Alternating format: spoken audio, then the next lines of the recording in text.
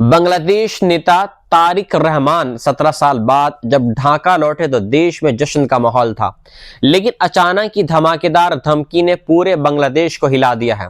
जमात इस्लामी से जुड़े एक वकील ने सीधे सीधे तारिक रहमान को जान से मारने की धमकी दे दी है और हैरानी की बात यह है कि इस धमकी में भारत का नाम भी घसीटा गया है। शहरयार कबीर नाम के इस वकील ने कहा है कि तारिक अपने पिता को धोखा देकर भारत की शर्तें मान रहे हैं और अब उन्हें मौत के लिए तैयार रहना चाहिए। इसके बाद समझना जरूरी है कि यह खेल है। क्या तारिक रहमान ढाका पहुंचे तो एयरपोर्ट पर हजारों समर्थकों का समंदर उमड़ पड़ा। नारे लगे कि नेता हमारा वापस आ गया है। इस बीच अपने पहले भाषण में तारिक ने कहा कि हमें ऐसा बांग्लादेश बनाना है जहां मुस्लिम, बौद्ध, ईसाई, हिंदू सभी एक सुरक्षित भविष्य के साथ रह सके। पर जैसे ही उन्होंने विकास और लोकतांत्रिक बांग्लादेश की बात की, जमात इस्लामी सीधे मैदान में कूद गई और उन्हें भारत के एजेंट के रूप में दिखाना शुरू कर दिया। धमकी भारत के खिलाफ सीधी उकसावे वाली राजनीति मानी जा रही है। वहीं बांग्लादेश में चुनावी जंग भी बेहद रोचक मोड़ पर आ चुकी है।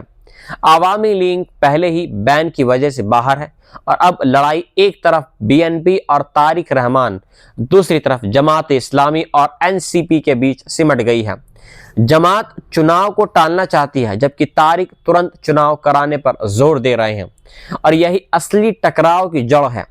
बांग्लादेश में चुनाव 12 फरवरी को होना अब तय हुए हैं और सत्ता का सीधा दावेदार अब तारिक रहमान ही दिख रहे हैं।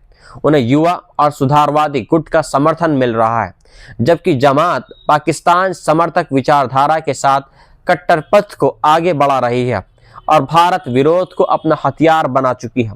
अगर तारिक जीतते हैं तो भारत के साथ सहयोग, सुरक्षा, व्यापार सब मजबूत हो सकता है, लेकिन अगर जमात हावी हुई तो भारत के खिलाफ नफरत का खेल खुलेआम बढ़ेगा, बॉर्डर पर और तनाव बढ़ेगा, सुरक्षा को इससे सीधा खतरा होगा। भारत भी इस पूरे घटनाक्रम पर कड़ी निगरानी रखे हुए हैं और इंटेलिजेंस एजेंसियां हालात को बारीकी से ट्रैक कर रही हैं। बंगाल बॉर्डर से लेकर कूटनीतिक हलकों में चर्चा गर्म है। वहीं जनता भरोसा चाहती है, डर नहीं। लोग कह रहे हैं कि हमें नौकरी चाहिए, सुरक्षा चाहिए, बच्चों का भविष्य चाहिए। भारत दुश्मन है, यह सुन सुनकर लोग थक चुके हैं। जमात को सिर्फ राजनीति और भारत विरोध दिखता है, लेकिन जमीन पर लोगों को चाहिए रोटी, शिक्षा, इलाज, और तारिक रहमान इसी भविष्य की बात कर रहे हैं। इसलिए जमात उन्हें रोकने के लिए धमकियों से लेकर गलत छवि फैलाने तक हर हथकंडा अपना रही है। ढाका में सुरक्षा बल अलर्ट पर हैं। बीएनपी नेताओं की सुरक्षा बढ़ा दी गई है क्योंकि चुनाव अब नजदीक हैं और हमला किसी भी वक्त हो सकता है। इस चुनाव में सिर्फ सत्ता की लड़ाई नहीं है, यह बांग्लादेश के भविष्य की विचारधारा की एक लड़ाई है। क्या यह देश विकास, शांति, लोकतंत्र के रास्ते पर चलेगा या कट्टरपंथ और नफरत की राजनीति में डूब जाएगा? चुनाव नतीजे बताएंगे कि जनता किसे चुनेगी, कौन बांग्लादेश का नया चेहरा बनेगा।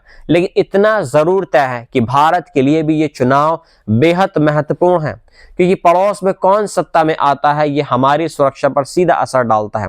भारत और बांग्लादेश के रिश्ते इतिहास से जुड़े हैं, लेकिन राजनीति इन्हें हथियार बना रही है। हम उम्मीद करते हैं कि बांग्लादेश की जनता डर पर नहीं, विकास पर वोट करेगी और लोकतंत्र मजबूत होगा। जमात इस्लामी से जुड़े एक वकील ने सीधे सीधे तारिक रहमान को जान से मारने की धमकी दे दी है और हैरानी की बात यह है कि इस धमकी में भारत का नाम भी घसीटा गया है। शहरयार कबीर नाम के इस वकील ने कहा है कि तारिक अपने पिता को धोखा देकर भारत की शर्तें मान रहे हैं और अब उन्हें मौत के लिए तैयार रहना चाहिए। इसके बाद समझना जरूरी है कि यह खेल है। क्या तारिक रहमान ढाका पहुंचे तो एयरपोर्ट पर हजारों समर्थकों का समंदर उमड़ पड़ा। नारे लगे कि नेता हमारा वापस आ गया है। इस बीच अपने पहले भाषण में तारिक ने कहा कि हमें ऐसा बांग्लादेश बनाना है जहां मुस्लिम, बौद्ध, ईसाई, हिंदू सभी एक सुरक्षित भविष्य के साथ रह सके। पर जैसे ही उन्होंने विकास और लोकतांत्रिक बांग्लादेश की बात की, जमात इस्लामी सीधे मैदान में कूद गई और उन्हें भारत के एजेंट के रूप में दिखाना शुरू कर दिया। धमकी भारत के खिलाफ सीधी उकसावे वाली राजनीति मानी जा रही है। वहीं बांग्लादेश में चुनावी जंग भी बेहद रोचक मोड़ पर आ चुकी है। आवामी लीग पहले ही बैन की वजह से बाहर है और अब लड़ाई एक तरफ बीएनपी और तारिक रहमान, दूसरी तरफ जमात इस्लामी और एनसीपी के बीच सिमट गई है। जमात चुनाव को टालना चाहती है जबकि तारिक तुरंत चुनाव कराने पर जोर दे रहे हैं और यही असली टकराव की जड़ है। बांग्लादेश में चुनाव 12 फरवरी को होना अब तय हुए हैं और सत्ता का सीधा दावेदार अब तारिक रहमान ही दिख रहे हैं। उन्हें युवा और सुधारवादी गुट का समर्थन मिल रहा है, जबकि जमात पाकिस्तान समर्थक विचारधारा के साथ कट्टरपंथ को आगे बढ़ा रही है और भारत विरोध को अपना हथियार बना चुकी है। अगर तारिक जीतते हैं तो भारत के साथ सहयोग, सुरक्षा, व्यापार सब मजबूत हो सकता है, लेकिन अगर जमात हावी हुई तो भारत के खिलाफ नफरत का खेल खुलेआम बढ़ेगा, बॉर्डर पर और तनाव बढ़ेगा, सुरक्षा को इससे सीधा खतरा होगा। भारत भी इस पूरे घटनाक्रम पर कड़ी निगरानी रखे हुए हैं और इंटेलिजेंस एजेंसियां हालात को बारीकी से ट्रैक कर रही हैं। बंगाल बॉर्डर से लेकर कूटनीतिक हलकों में चर्चा गर्म है। वहीं जनता भरोसा चाहती है, डर नहीं। लोग कह रहे हैं कि हमें नौकरी चाहिए, सुरक्षा चाहिए, बच्चों का भविष्य चाहिए। भारत दुश्मन है, ये सुन सुनकर लोग थक चुके हैं। जमात को सिर्फ राजनीति और भारत विरोध दिखता है, लेकिन जमीन पर लोगों को चाहिए रोटी, शिक्षा, इलाज, और तारिक रहमान इसी भविष्य की बात कर रहे हैं।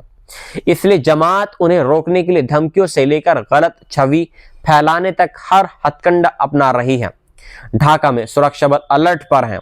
बीएनपी नेताओं की सुरक्षा बढ़ा दी गई है क्योंकि चुनाव अब नजदीक हैं और हमला किसी भी वक्त हो सकता है। इस चुनाव में सिर्फ सत्ता की लड़ाई नहीं है, ये बांग्लादेश के भविष्य की विचारधारा की एक लड़ाई है। क्या ये देश विकास, शांति, लोकतंत्र के रास्ते पर चलेगा या कट्टरपंथ और नफरत की राजनीति में डूब जाएगा? चुनाव नतीजे बताएंगे कि जनता किसे चुनेगी, कौन बांग्लादेश का नया चेहरा बनेगा। लेकिन इतना जरूर तय है कि भारत के लिए भी ये चुनाव बेहद महत्वपूर्ण है, क्योंकि पड़ोस में कौन सत्ता में आता है ये हमारी सुरक्षा पर सीधा असर डालता है। भारत और बांग्लादेश के रिश्ते इतिहास से जुड़े हैं, लेकिन राजनीति इन्हें हथियार बना रही है। हम उम्मीद करते हैं कि बांग्लादेश की जनता डर पर नहीं, विकास पर वोट करेगी और लोकतंत्र मजबूत होगा। जमात इस्लामी से जुड़े एक वकील ने सीधे सीधे तारिक रहमान को जान से मारने की धमकी दे दी है और हैरानी की बात यह है कि इस धमकी में भारत का नाम भी घसीटा गया है। शहरयार कबीर नाम के इस वकील ने कहा है कि तारिक अपने पिता को धोखा देकर भारत की शर्तें मान रहे हैं और अब उन्हें मौत के लिए तैयार रहना चाहिए। इसके बाद समझना जरूरी है कि यह खेल है। क्या तारिक रहमान ढाका पहुंचे तो एयरपोर्ट पर हजारों समर्थकों का समंदर उमड़ पड़ा। नारे लगे कि नेता हमारा वापस आ गया है।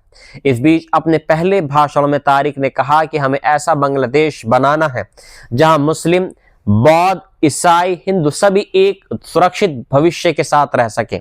पर जैसे ही उन्होंने विकास और लोकतांत्रिक बांग्लादेश की बात की, जमात इस्लामी सीधे मैदान में कूद गई और उन्हें भारत के एजेंट के रूप में दिखाना शुरू कर दिया। धमकी भारत के खिलाफ सीधी उकसावे वाली राजनीति मानी जा रही है। वहीं बांग्लादेश में चुनावी जंग भी बेहद रोचक मोड़ पर आ चुकी है। आवामी लीग पहले ही बैन की वजह से बाहर है और अब लड़ाई एक तरफ बीएनपी और तारिक रहमान, दूसरी तरफ जमात इस्लामी और एनसीपी के बीच सिमट गई है। जमात चुनाव को टालना चाहती है जबकि तारिक तुरंत चुनाव कराने पर जोर दे रहे हैं और यही असली टकराव की जड़ है। बांग्लादेश में चुनाव 12 फरवरी को होना अब तय हुए हैं और सत्ता का सीधा दावेदार अब तारिक रहमान ही दिख रहे हैं। उन्हें युवा और सुधारवादी गुट का समर्थन मिल रहा है, जबकि जमात पाकिस्तान समर्थक विचारधारा के साथ कट्टरपंथ को आगे बढ़ा रही है और भारत विरोध को अपना हथियार बना चुकी है। अगर तारिक जीतते हैं तो भारत के साथ सहयोग, सुरक्षा, व्यापार सब मजबूत हो सकता है, लेकिन अगर जमात हावी हुई तो भारत के खिलाफ नफरत का खेल खुलेआम बढ़ेगा, बॉर्डर पर और तनाव बढ़ेगा, सुरक्षा को इससे सीधा खतरा होगा।